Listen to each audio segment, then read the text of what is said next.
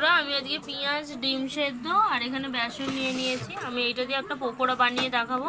এখানে আমি পেঁয়াজের মধ্যে নুন দিয়ে দিয়েছি। এইটা আমি আগে ভালো করে মিক্সড করে নেবো। মিক্সড করে 10 মিনিট রেখে দেবো। 10 মিনিট রাখার পর আসছি আমি। 10 মিনিট পর দেখুন পেঁয়াজটা কেরম জল জল হয়ে গেছে, হালকা হালকা জল ছেড়ে দিয়েছে।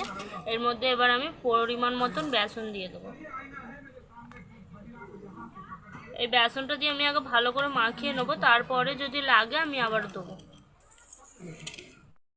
এটা ভালো করে আমি মিক্সড করে নিয়েছি। এখানে আমি জিরে গুঁড়ো, হলুদ গুঁড়ো, লঙ্কা গুঁড়ো সব নিয়ে নিয়েছি। একটুখানি খাবার সোডা নিয়েছি। নুনটা যেহেতু আগে থেকে দিয়েছিলাম তার আই দিইনি।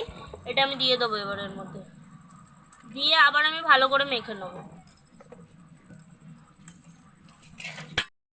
আমি এবার একটা বানিয়ে দেখাচ্ছি আমি কিভাবে বানাবো।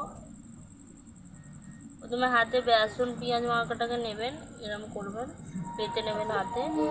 তারপরে কাটা ডিমের অংশটা মধ্যিখানে দেবেন, দিয়ে ডিমটাকে এরকমভাবে মুড়ে নেবেন।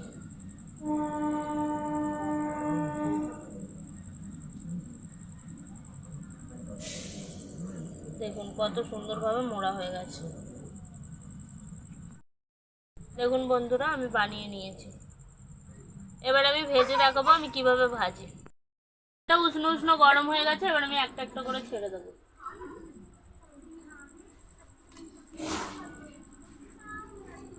এরকম উষ্ণ উষ্ণ তেল গরমেই ছাড়তে হবে, নাহলে ভালো করে ভাজাটা হবে না।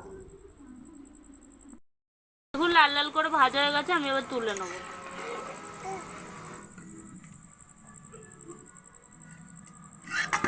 আমি এরকম ভাবেই সব প্রত্যেকটা ভেজে নেব।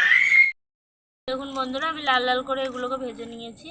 আপনারাও বাড়িতে বানিয়ে খান ডিম আর পেঁয়াজ দিয়ে। এই সামগ্রীগুলো আমাদের বাড়িতেই থাকে, তাই সহজ পদ্ধতিতে আপনারাও বানিয়ে খান, ভালো লাগবে।